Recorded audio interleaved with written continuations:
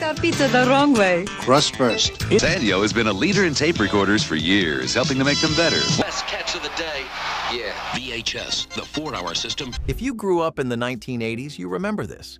TVs that buzzed before they lit up, cassette tapes that needed a pencil, and mornings that started with cartoons and ended with scraped knees.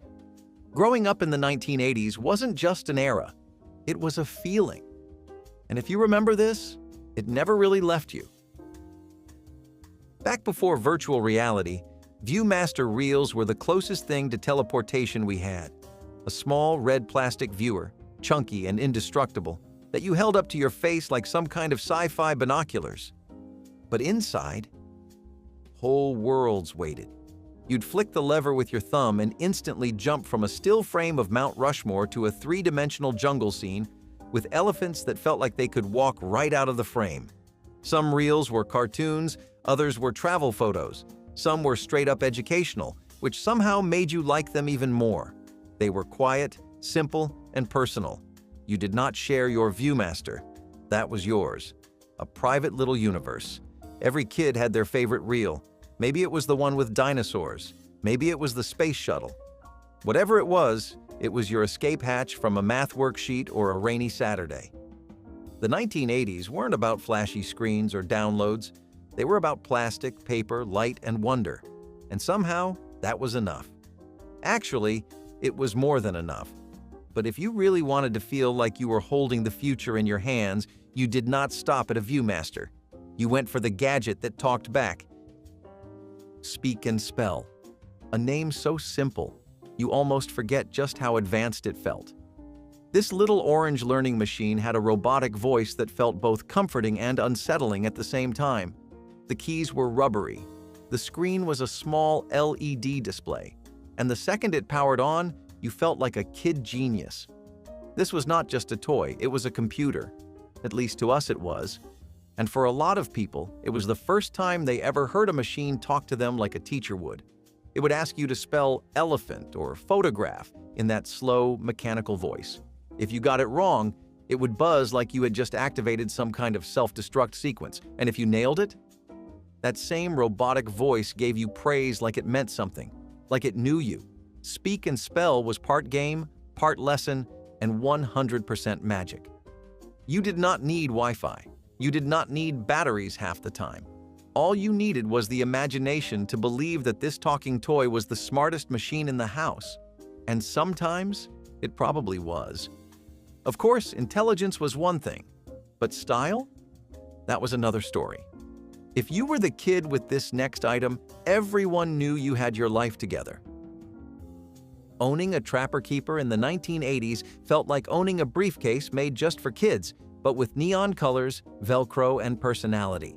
These were not just folders. These were statements. You did not just store your homework in a Trapper Keeper. You stored your identity. From bold geometric designs to wild illustrations of race cars, dolphins, or laser grids that looked like they belonged in a science fiction movie, the outside of your Trapper Keeper said something about you. And that satisfying rip of the Velcro?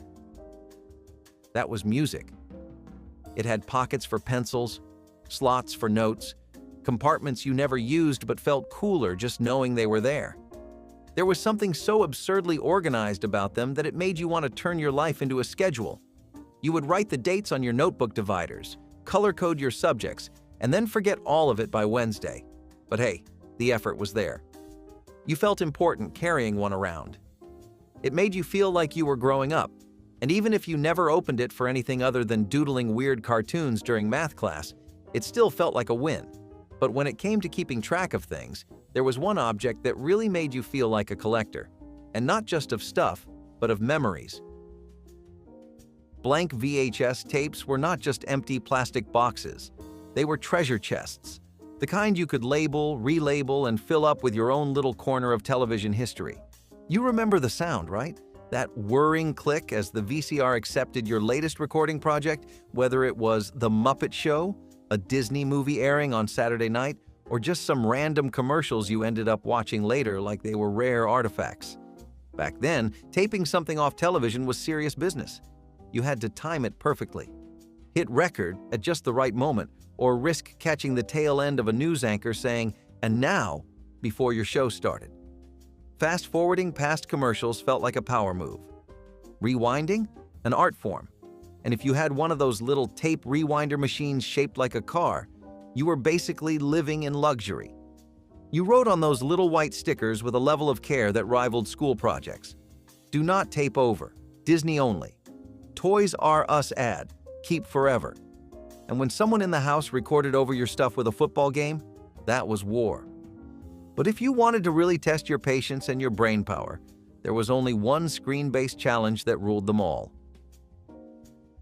You had not lived until you beat the Oregon Trail without dying of dysentery. That was the holy grail of 1980s computer gaming.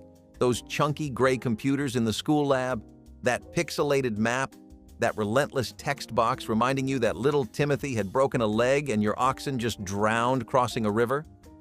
Iconic. It was not just a game, it was survival. You learned real-life lessons in that pixel wilderness, like how much meat you could carry back from a hunt, not much, or why you should never try to ford a river without thinking it through. And somehow, we were totally into it. The green and black graphics, the clunky keyboard, the fact that it felt like schoolwork but kind of fun. You would all huddle around one screen, a group of 5 kids making group decisions like mini pioneers, and somehow it felt like the fate of your wagon family actually mattered. It was your first taste of choices in gaming, your first little moral dilemmas. Do you trade clothing for bullets? Do you rest for 2 days? Or do you push on and risk everyone freezing to death? Still, once the school bell rang, it was game over. And if you wanted to know what was playing in theaters that weekend, you did not Google it. You picked up the phone. Before Fandango or streaming apps told us what was playing, there was the operator. And calling the theater was an event in itself. You would dial a number, usually a long one, and wait as a robotic voice or sometimes an actual person listed off every movie in Showtime like it was the State of the Union. Showtimes for the weekend of July 24th, Gremlins at 7:30, The Goonies at 9:15, Ghostbusters at 10:45. You could not skip ahead. You had to listen. Carefully. And maybe even write it down if you were planning a big night. If someone in the house picked up the phone while you were listening, forget it. You had to start over. And if you called during a busy hour, good luck hearing anything over the static and background noise. But it was still exciting. The build-up, the anticipation. You felt like you were about to join something important, something bigger than yourself. Because back then, watching a movie meant going somewhere. It meant tickets, seats, sticky floors, and that one kid who always threw popcorn. It meant magic. But if you wanted movie magic at home, you did not need a theater. You just needed to clear your schedule, grab the good blanket, and stake your claim on the couch. Made-for-television movies in the 1980s were not just filler. They were events. Whole nights were planned around them. When that promo would come on, this Sunday, only on ABC, you would perk up, lean in, and make mental notes to not miss it. This was before DVR, before pause buttons. You missed it? You missed it. These movies had titles like The Day After, V, The Final Battle, or The Ewok Adventure. Some were tearjerkers, some were thrillers, some were straight-up terrifying, and they had you glued to the screen, wondering how they managed to squeeze so much drama into 2 hours. Plus, commercials. Families would make popcorn, dim the lights, and treat it like it was an actual premiere. You watched it live together, and you talked about it the next day at school. Because chances were, everyone saw it too. They hit different. The music, the narration, even that grainy picture. It all added to the mood. You were not just watching. You were part of something. And right in the middle of those movies came the strange intermissions, ones that could go from innocent to haunting in 5 seconds flat. Public service announcements in the 1980s were something else.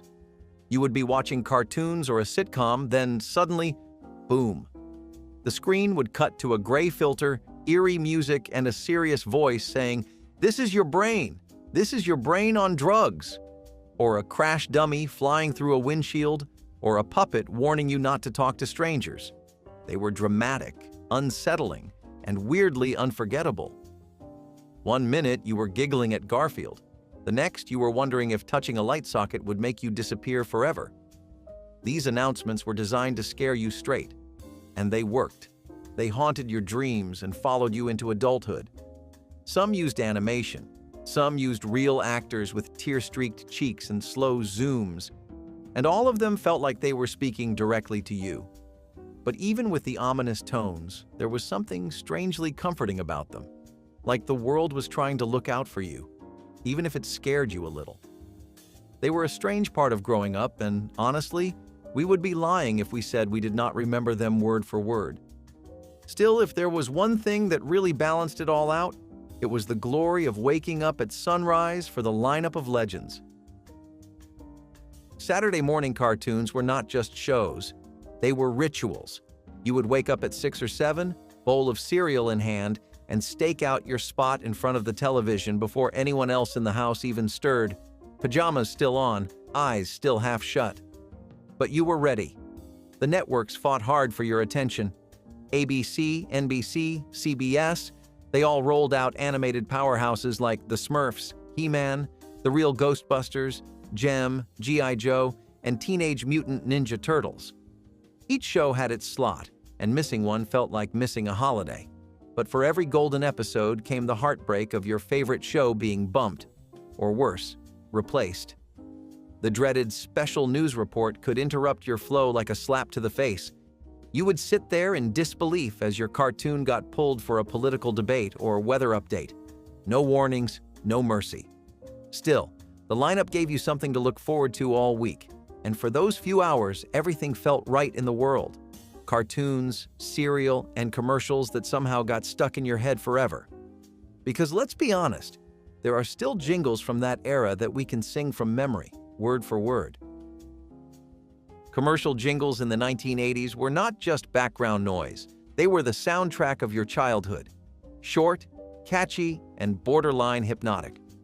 From "I do not want to grow up, I am a Toys R Us kid" to my buddy, wherever I go, he goes." These little songs became national earworms. You knew the tune before you even understood the product. And even now, decades later, you probably remember all the lyrics without trying. Fast food chains, toys, theme songs for cereal, they all knew how to brand themselves right into your brain. And we loved it. These were not just ads, they were pop culture. Kids would sing them on the playground like they were chart-topping hits. Some even had dance routines. And the best ones? They felt like a little burst of joy in between the shows you came to watch. It was marketing, sure, but it was also magic. A 30-second clip that made you beg your parents for action figures, Happy Meals, or the latest sugary snack with a weird mascot. And yes, even today, if you hear the opening note of "Gimme a break, gimme a break," you know exactly what is coming. But when it came to making your own mix of hits, that required serious patience and a strong dislike for chatty radio DJs. Taping songs off the radio was a sacred mission. You would sit for hours next to your boombox, finger hovering over the record button, praying that the next song would be the one. And when it was, you had one shot to catch it clean, no static, no interruptions, and above all, no DJ talking over the intro. But of course, they always did. The opening notes would hit, your heart would race, and just as you hit record, that was the latest from Madonna. Coming up next, we've got... And just like that, your perfect mixtape moment was ruined. You would yell at the radio like the DJ could hear you. Why? Why do you do this to me? It was a battle of timing and nerves. Some kids got sneaky and recorded during the night shift when the hosts were quieter. Others became masters of timing, predicting when the chorus would drop, when the ad break would hit. It took real skill. And even if you missed a few seconds of the intro, you still labeled the tape like it was gold. You were not just building a playlist, you were capturing a moment. Free music, sure, but earned through effort, patience, and pure willpower. And if you were serious about your song collection, you were not stopping at one track. You were building an entire soundscape, one emotional banger at a time. Making a mixtape in the 1980s was not just about the music, it was about what the music meant. This was not a playlist you could throw together in 5 minutes. This was a curated collection of feelings, carefully selected for maximum emotional impact. Every track had a purpose. Every order was intentional. You did not just make mixtapes for yourself. You made them for friends, for crushes, for breakups, for birthdays, for sitting in your room, staring at the ceiling, thinking deep thoughts you had no business thinking at that age. You would spend hours hitting pause and record, rewinding to check the transition, trying to fit exactly the right number of songs on each side without cutting one off too soon. There was a science to it, a rhythm, a philosophy, and then came the cover art. Doodles, stickers, fake band logos, scribbled lyrics, little hearts and broken hearts. The label on a mixtape said everything about who you were or who you wanted to be. These tapes were gifts, time capsules, emotional resumes. You gave one to someone, and it meant something. It meant a lot. But if you did not have the patience, or just wanted to cheat the system a little, you could always get a dozen albums for the price of a gumball. Almost. The Columbia House penny deal felt like a loophole in the universe. You sent in a little card, maybe glued a few stamps to it, and next thing you knew, your mailbox was blessed with 12 brand new cassette tapes, or compact discs if you were ahead of the curve. All for just 1 cent. 1 cent. It felt like a scam in your favor. No way this is real, you thought. But there it was. Whitney Houston, Prince, Bon Jovi, Huey Lewis, boom! Delivered to your doorstep like you were some kind of record label executive. Of course, the catch was that you had to buy more albums at full price later. Parents were suspicious. Some tried to stop you. Others fell into the trap themselves. It was like a rite of passage, a shared secret, a little music heist you got away with, until the bill came due, of course. Still, there was no denying the power of opening that box. Shrink-wrapped covers, that new plastic smell, your very own collection. But for real-time music discovery, you only needed one thing, 3 letters, 1 channel, and a whole lot of attitude. MTV in the 1980s was not just a channel, it was a movement. The second you heard that iconic, "I want my MTV," you knew you were about to step into another world. A world where music lived on your screen, not just your speakers. Where your favorite artist could become a visual legend. It played music videos, actual music videos, 24 hours a day, 7 days a week. That meant you could go from watching Cyndi Lauper dancing through city streets to seeing Michael Jackson turn into a werewolf without ever leaving your couch. Music became cinematic. Performances became stories. Seeing someone on TV who made you feel like you were not the only weirdo out there. And maybe, just maybe, being a weirdo was cool. MTV introduced you to bands you never heard of, genres you never explored, and visuals that burned into your brain like neon on wet pavement. You would tape videos, argue over countdowns, and swear that your favorite video was art. But when you got back to school, it was back to basics, and one look at your folder would say everything your mouth could not. The peachy folder was like a social billboard. Everyone had one. Those tan or yellow folders with athletes printed in faded ink on the front, football players mid-tackle, baseball players mid-swing. They were meant to be neutral, practical, but they never stayed that way. Because the moment that folder landed on your desk, it became a war zone of doodles, lightning bolts, band logos, stencils, flames, hearts with names inside them, graffiti letters that took 15 tries to get right. Every inch of it became your personal art gallery or battlefield. These things aged like ancient relics by the time June came around. It did not matter how boring the class was. Your peachy folder made sure you had something to focus on, something to claim. And if a substitute teacher tried to take it away, that was a declaration of war. Of course, personal style extended beyond the page, because it was not just about what you carried. It was about what you wore. And in the 1980s, you had better know how to roll your jeans, or risk social exile. Rolling your jeans just right was a survival skill, not a fashion choice, not an accessory, a literal social defense mechanism. There was an art to it. You did not just cuff them, you pegged them tight. You folded the excess denim at the ankle into a clean little dart, then rolled that upward twice until it hugged your leg like a denim seatbelt. If it came loose, you were done for. You had to get the taper right. You walked into school knowing your style was locked in place. It said, "Yeah, I know what I'm doing." This was before skinny jeans, before stretch denim. This was raw, stiff, unforgiving cotton, and you worked with it like a sculptor with a chisel. Of course, some kids took it to the next level. Rolled jeans and slouchy socks, rolled jeans and high-top sneakers. If you had the confidence, you pulled it off. If you didn't, you learned the hard way. Kids were ruthless. But the same kids who teased you about your jeans would be the ones cheering beside you when the school gym went dark and the laser lights came out. School assemblies in the 1980s were not just announcements and clunky microphones. They were events. You would shuffle into the gym, trying to guess whether you were about to sit through a speech about school lunch changes or something unforgettable. And when the lights dimmed and you heard that synth-heavy intro track kick in, you knew it was going to be one of the good ones. Laser light shows were the crown jewels of assembly programming. Some company would roll in a smoke machine, a projector, and speakers that vibrated the bleachers. Suddenly, the gym was a concert hall. Multicolored lights zipped through the air in time with Queen, Journey, or whatever band had not yet been declared devil music. It was hypnotizing. You forgot you were at school. For a few minutes, it felt like a music video beamed straight from the future. Then came the shift. The lights changed. The tone got serious.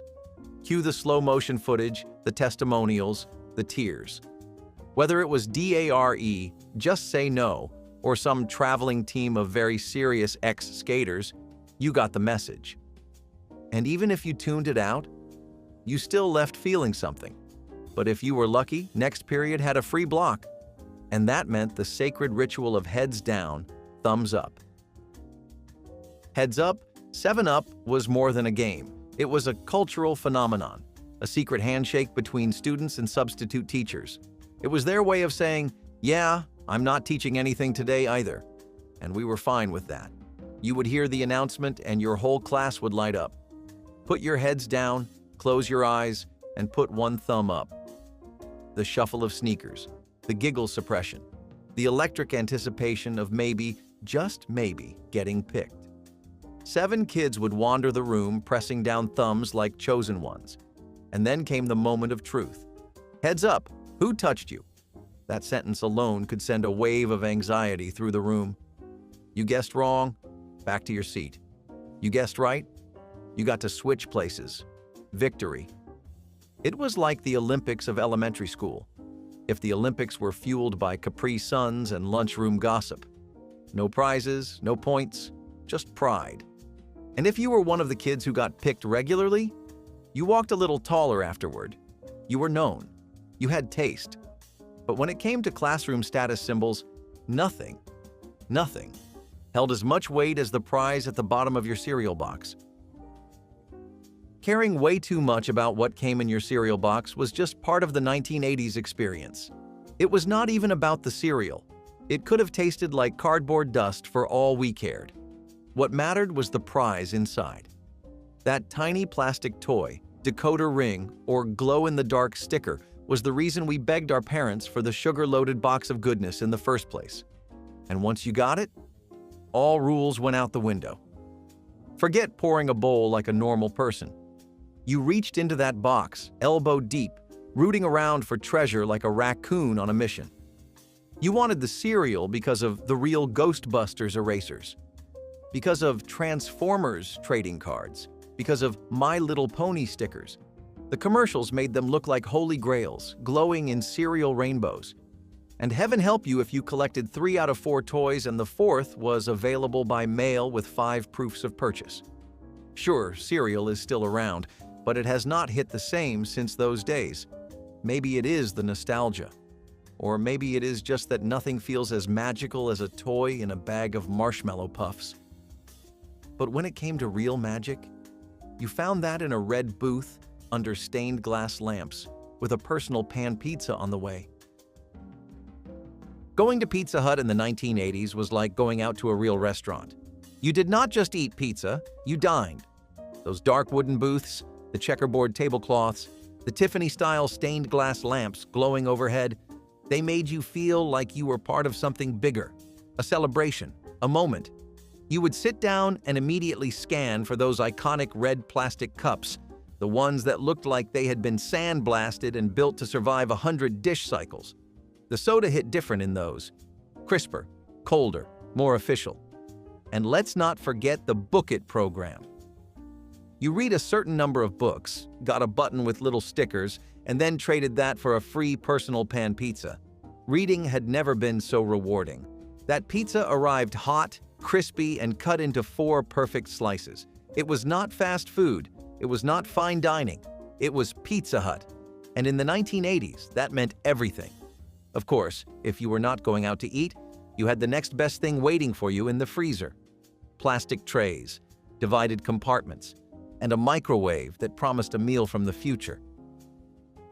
Microwave dinners in compartmentalized trays felt like space-age living. You pulled one from the freezer like you were preparing for launch, peeling back the foil just a little, placing it into the microwave, and watching through the glass like it was a science experiment.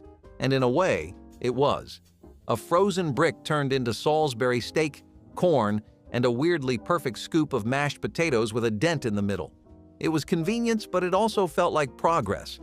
Like, look how far we've come. We are eating out of black plastic trays and calling it the future. The sections kept your food from touching. Very important.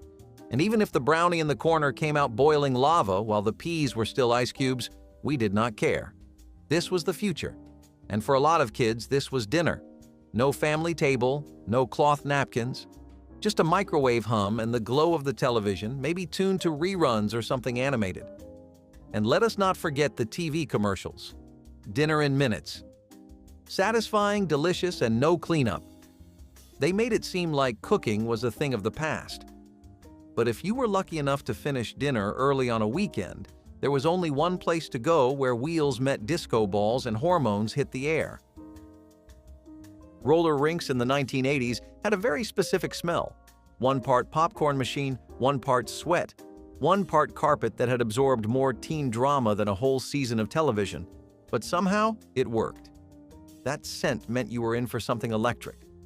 The lights dimmed, and the disco balls spun across the floor, casting little starbursts onto every face. Neon stripes lit up the walls. Pop music bounced off the walls. You laced up those brown skates with the orange wheels, too tight always, and hoped your socks would survive. You clutched the railing during your first lap, got brave on your second, and by your third, you were flying or crashing. Or doing both. Couples held hands, little kids weaved like pinballs, and somewhere in the back, a kid tried to moonwalk on wheels and face-planted in spectacular fashion. You showed up with a plastic bag of quarters and dreams. The roller rink was freedom with fluorescent lighting, a dance floor on wheels, a first crush, a slow song, a bruise you wore proudly. And for some kids, it was not just about skating, it was about arriving. With your own soundtrack, blasting from the streets to the sidewalks. If you were the kid who brought the boombox to the park, you held real power. You did not just show up, you announced your presence. That big plastic box slung on your shoulder was basically a one-man radio station, and in that moment, you were the DJ. It took 8D batteries to power the thing, and it weighed more than your backpack, but it was worth it. Push play, and the beat dropped. Break dancers came to life. Basketball games found a rhythm. Conversations had a soundtrack. You could switch between stations, flip tapes, adjust the bass like you were engineering the next big concert. It did not matter if your music was Run DMC or Madonna. What mattered was that you brought it. You gave the afternoon its atmosphere, the playground its pulse. Even if the sound distorted at full volume and your tapes sometimes got eaten, the boombox made you feel seen. And when the batteries died halfway through a song, that was heartbreak. But for some kids, the music did not stop when the sun went down. Because the moment you walked through your front door and found the house empty, that is when the real soundtrack began. Being a latchkey kid in the 1980s meant walking into a quiet house after school, locking the door behind you, and knowing, for a little while, you were on your own. You wore your house key around your neck or stashed it in your shoe, And it was more than just a key. It was a symbol: freedom, trust, responsibility. You dropped your backpack, grabbed a snack, maybe a Pop-Tart or a fruit roll, and flopped on the couch like you had earned it. Do not answer the phone unless it is family. Do not open the door for anyone. And do not even think about using the stove. But within those boundaries, you created your own world. And you learned how to be okay with that. You learned how to entertain yourself, how to fix your own sandwich, how to keep yourself safe. And when your parents came home, you acted like nothing happened, even though quietly you had grown a little more that day. A little smarter, a little more independent. Still, freedom like that needed boundaries. You were not roaming the streets. You were defending your turf. And if you really wanted to feel in charge of your kingdom, you knew exactly how to build one. Couch cushion forts were the original real estate empire. One minute, your living room was a boring sea of beige. The next, it was a castle, a bunker, a spaceship. You flipped cushions into walls, blankets into roofs, pillows into defense mechanisms. And once the final corner was tucked in, you stepped back and admired your masterpiece. This was architecture with no blueprints, just instinct. You knew which cushions stood tall and which ones sagged, which blanket was best for the roof and which one was just for comfort. The coffee table became a drawbridge. You closed the flaps and disappeared into your own little universe. And for a few golden hours, nothing from the outside world could touch you. Your siblings were either co-architects or invaders, negotiations were had, treaties were made, betrayals were common, but it was all part of the magic. The joy was not just in the building, it was in the claiming. This was yours. And even when it eventually collapsed, when the cushions fell and your parents told you to put everything back, there was pride. Because you had made something real, something that mattered. And whether it was a cardboard box, a treehouse, or just a pile of pillows, kids in the 1980s knew how to turn anything into something unforgettable. Halloween costumes in the 1980s were equal parts imagination and imminent combustion. The materials? Thin plastic, stiff polyester, and a mask that felt like a rubber band choking your face. These outfits came in a cardboard box with a clear window, showing off a crinkled costume and a vacuum-formed mask that smelled like a tire fire. They were sweaty, scratchy, and highly flammable.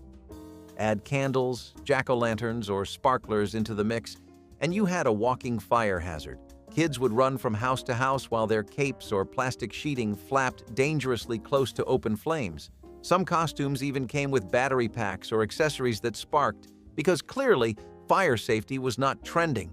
The costumes were usually one-size-fits-none, meaning they dragged on the ground or clung like saran wrap. Parents tried to layer clothes underneath to keep kids warm, unknowingly adding more flammable fabric to the equation. Injuries happened. Fire departments raised concerns. But it wasn't until multiple safety campaigns aired on television, usually during Saturday morning cartoons, that people began paying attention. While those costumes reacted to fire, the next fashion fad reacted to you, and sometimes not in a good way. But families found a simple yet effective solution: draft stoppers. Old rags, torn-up clothes, and fabric scraps were stuffed into gaps beneath doors and around windows, blocking out the cold and keeping heat inside. It was a no-cost fix that required nothing more than some basic ingenuity and a willingness to make do with what was on hand. Nature's role in this process was subtle but significant. People living in rural areas often used materials like hay or straw, both readily available from farms, to stuff into drafty cracks. But even in urban neighborhoods, a bit of creativity could turn any leftover fabric, be it an old jacket or an unused pillowcase, into a barrier against the cold. This practice also promoted a sense of shared responsibility within the household. Family members worked together to make their homes as warm as possible, often taking turns stuffing rags into troublesome spots. The lesson here is clear. Sometimes the simplest solutions are the most effective, and a little frugality can go a long way in creating comfort. When the cold winds of the Great Depression swept through poorly insulated homes, many families had to think outside the box. to conserve heat. Dandelion salad might sound like a fairy tale-like name for an incredibly frugal but delicious meal. By now, you might have noticed the scavenger vibe in terms of ingredients of the dishes so far. People making anything out of whatever they had on hand. Economic downturns often feature lifestyle changes, and the Great Depression was no other, sending people on a scramble to find and eat anything. Dandelion salad took scramble seriously as the meal involved finding and foraging dandelions. You would cut out all the roots, flowers, and waste to make the dressing for a very healthy salad. For people, especially those on a diet and a budget, this was a godsend. For a garnish, all people would usually put on it was lemon juice and olive oil. A dash of salt and you were good to go at basically no cost. Sometimes a meal is all about comfort, history, and making the most of what's available. Hog jowl and beans is just that. A hearty, flavorful dish that combines salt-cured pork cheek with beans, creating a meal that's both filling and rich in tradition. This dish has roots in the American South, where pork was often the primary source of meat and nothing went to waste.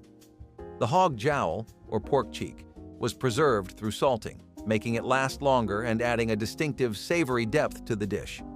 Hog jowl and beans became a staple for many, especially during lean times. Beans were affordable, filling, and a great source of protein, while the salty, tender pork cheek added just the right amount of flavor. In fact, the dish became synonymous with both Southern hospitality and resourcefulness, ensuring that families could stretch their food supplies without sacrificing taste. This dish has even found its way into New Year's traditions in some parts of the South, where it's believed to bring good luck and prosperity for the coming year. Maybe that's why they say eating it is like getting a taste of Southern charm, slow-cooked, full of flavor, and with a little bit of good fortune to boot. Hidden time capsules. And if you think delivering milk through a wall sounds wild, wait until you hear about the homes that were designed for smoke. Back in the middle of the 20th century, smoking was not just accepted, it was expected, and American homes were ready for it. That is where built-in ashtray stands came in. These were not just ashtrays placed on coffee tables or countertops.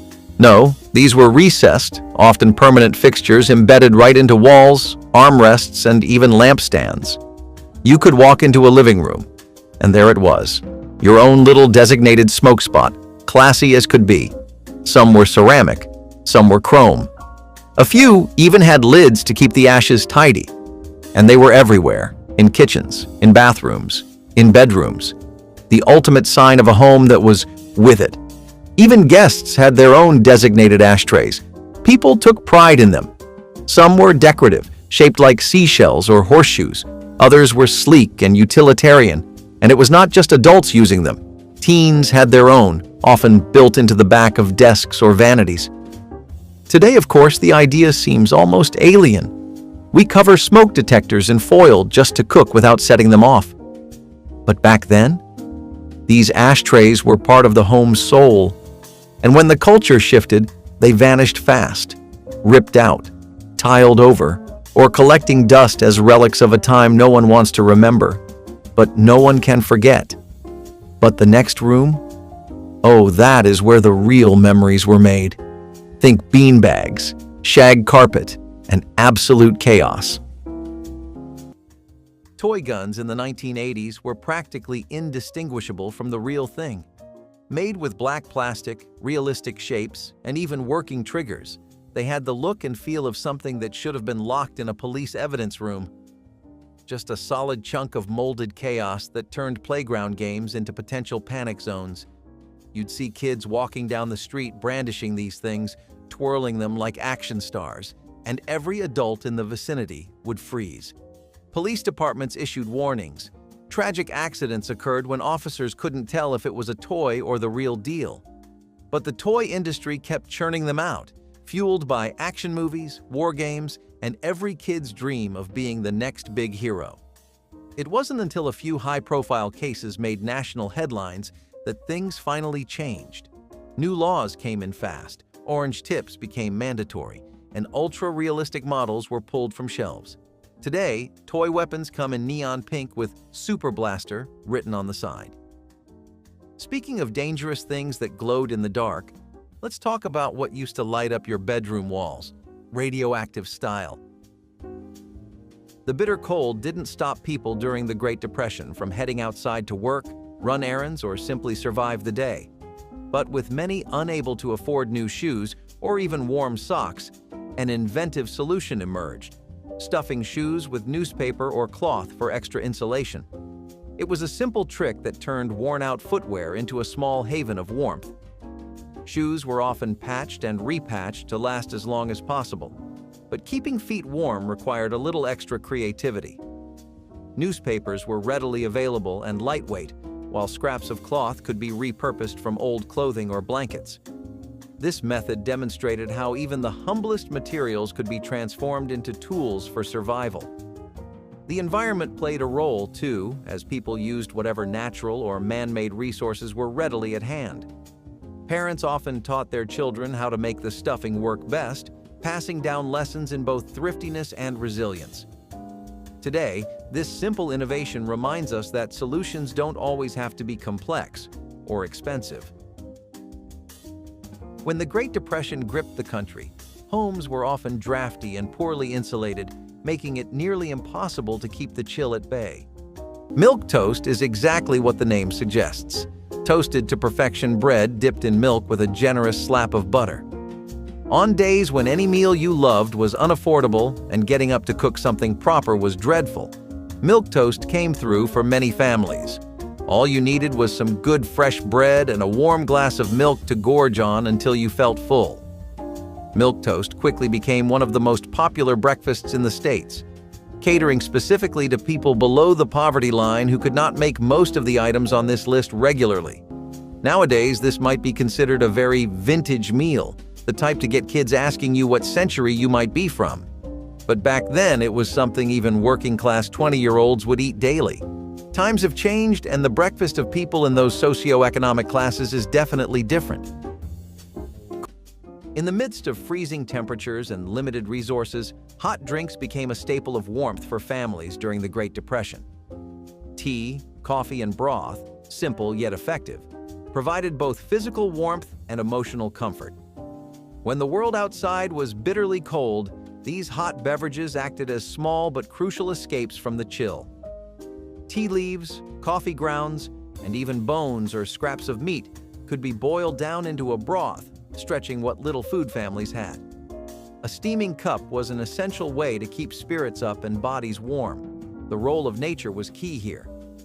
The cold winters could be harsh, but nature provided the ingredients for these drinks: the herbs for tea, the beans for coffee, and scraps that could be turned into nourishing broths. People adapted their everyday practices to make sure nothing went to waste, showing remarkable resourcefulness. Beyond the warmth they provided, hot drinks also created bonding moments. Families would gather around the stove, sharing stories and passing around mugs, finding warmth not in liquid, but in each other's company. Paint sets in the 1980s made art fun, messy, and occasionally permanently harmful. Many came in colorful plastic trays with cheerful cartoon mascots, perfect for little hands and curious mouths. The catch? Those bold, beautiful colors were often lead-based. That's right. Some of the same pigments used to paint warning signs and old bridges were hiding in your watercolor kit. Kids would dip brushes, fingers, and sometimes their actual tongues into the paint, blissfully unaware that they were absorbing a neurotoxin. Lead poisoning from paint was not some obscure risk. It was a common medical concern in the 80s, especially for kids who spent hours doodling on paper, cardboard, or the wall behind the couch. Parents had no clue. Schools didn't ask questions. It was only when regulation agencies started cracking down that the art supply world scrambled to create non-toxic alternatives. Lead-free labels started appearing on every box. But if you ever used a paint set that smelled a little too chemical and stained your fingers for 2 days, you may have had more exposure than a power plant worker. And when you were done painting, it was time to hit the dance floor on something that had the traction of a banana peel. Bathroom incinerators were exactly what they sound like: tiny metal boxes installed near the toilet, designed to burn trash right on the spot. Sounds efficient, right? Maybe. but also just a little bit terrifying. These units were popular for a short time in the mid-20th century, mostly in homes that were obsessed with cutting-edge convenience. They were meant for tissues, cotton balls, wrappers, and small bits of waste, not, let us be clear, diapers or anything major. You would flip a switch, hear a low hum, and then wait while your trash slowly vanished into ash. It was like having a personal bonfire inside your bathroom. Some even came with a little chimney that vented outside. Of course, the smell was something. And safety? Let's just say it was a different time. These machines were prone to overheating, and if you put the wrong thing in, you might get more flames than you bargained for. Eventually, people realized that trash cans and weekly pickups were a whole lot safer, so the bathroom incinerator quietly disappeared, along with the era of lighting your garbage on fire next to your shampoo. But while the bathroom was heating up, the beauty routines of the day were getting pretty cool. Windows were the weak points in many homes during the Great Depression, allowing cold air to seep in and warm air to escape. But instead of shelling out for expensive insulation, many families got creative by hanging thick curtains or blankets over their windows. It was an easy, low-cost way to reduce heat loss and keep the inside of the house warmer.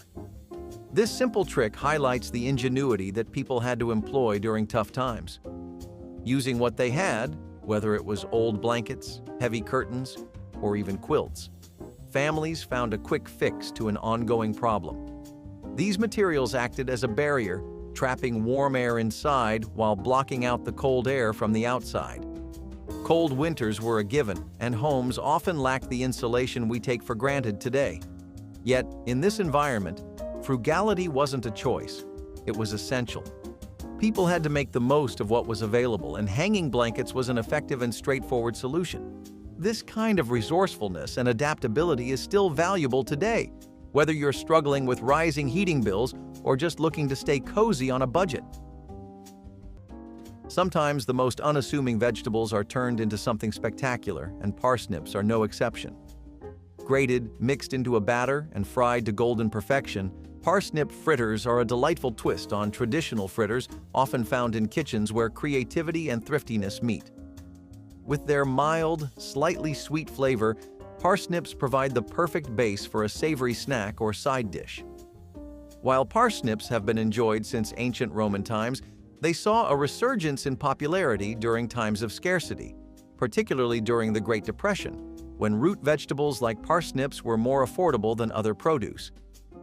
The dish was a way to turn simple, inexpensive ingredients into something flavorful and satisfying. The beauty of parsnip fritters lies in their versatility. While they're commonly served with a sprinkle of salt or a dip in a savory sauce, some cooks even add spices like cinnamon or nutmeg for an unexpected sweetness. Whether enjoyed as a side dish, appetizer, or light snack, parsnip fritters make use of a vegetable that might otherwise be overlooked.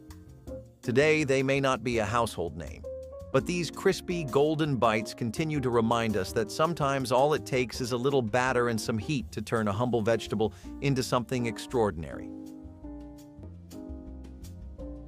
During the Great Depression, families had to be creative when it came to conserving heat. One smart trick was closing off rooms.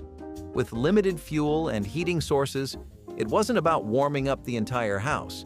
It was about warming up the rooms where people spent the most time. By blocking off unused spaces, families could focus their energy on keeping just a few rooms heated, making the most of the heat they had. By utilizing old blankets, curtains, or even makeshift seals, families could effectively block the cold from creeping into the rooms they needed most. It's a clever example of how people adapted everyday practices to make life a little more bearable during a tough time. Frugality played a big role in this strategy too. With the cost of heating being high and resources scarce, every little bit of saved warmth counted. Closing off rooms wasn't just a way to conserve heat. It was a way to conserve the family's energy and effort, letting them focus on the essential. In a world where savings was a luxury few could afford, the lesson here is clear. Sometimes, less is more. You don't need to heat the whole house to stay warm. A survival knife modeled after Rambo was just what the 80s kids needed. These blades were mass-produced, slapped with the Sylvester Stallone brand, and sold to kids who still wore Velcro shoes.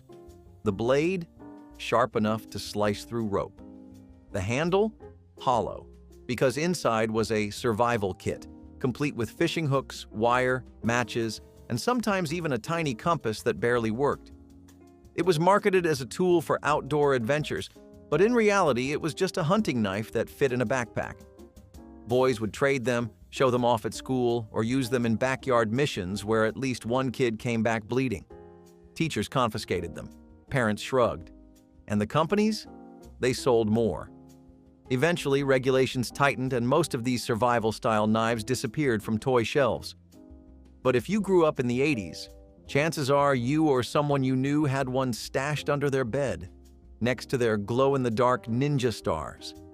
If the knife didn't get you, the next toy might have, with a splash of liquid metal that rolled through your fingertips. Mercury-filled maze toys were the kind of item you now see in museum exhibits labeled Y. Small handheld games with liquid silver beads that glided through tiny plastic channels, mesmerizing, smooth, and completely toxic. You'd tilt the toy back and forth, guiding the Mercury around obstacles like a high-stakes version of Operation. No gloves, no warnings. Just you, the element responsible for Mad Hatter syndrome and a plastic shell thin enough to crack if you dropped it. These were handed out as party favors and sold at corner stores like they were marbles or gumballs. Toddlers chewed on them. Older kids smashed them open just to play with the shimmering silver liquid inside. It wasn't until researchers started speaking out and when money was scarce and firewood even scarcer, families during the Great Depression turned to whatever they could find to keep their fires burning. Necessity transformed ordinary and sometimes unusual materials into lifelines. Corn cobs, left over after the kernels were eaten, became a popular fuel source in rural areas. They burned quickly but efficiently, making them perfect for stoves and small fires. Dried animal dung, used for centuries by various cultures, was also repurposed as fuel on farms where livestock was common. Even coal scraps discarded by mining operations found a second life in the hearths of resourceful families. This was an ingenious blend of frugality and environmental adaptation. Nothing went to waste. Every bit of material was reused or repurposed. Coal scraps, for instance, were often scavenged by entire communities near mining towns. Children would gather the remnants, bringing home enough to keep their homes warm for another day. It's hard to imagine, but in those days the phrase, "one man's trash is another man's treasure," could be taken quite literally. While burning corn cobs might not be the norm anymore, it's a reminder that even in the harshest times, people found ways to adapt and to persevere.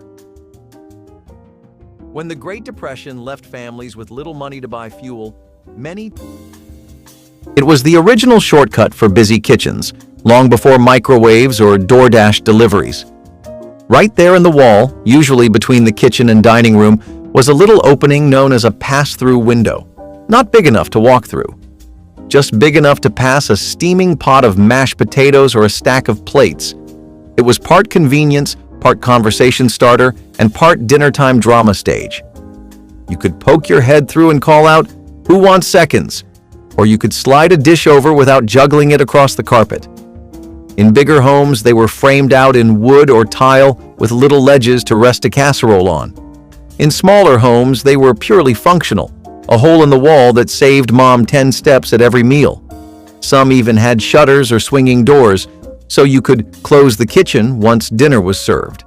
But eventually, open-concept living took over.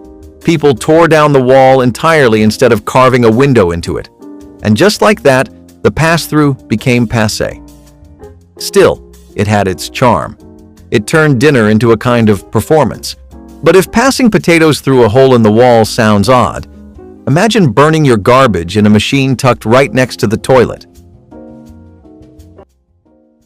Gasoline-fueled model cars were as close as a child could get to operating a flamethrower without a license.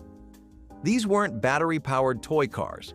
These were mini combustion engines, fueled by real gasoline or nitromethane that roared across driveways like demonic Hot Wheels.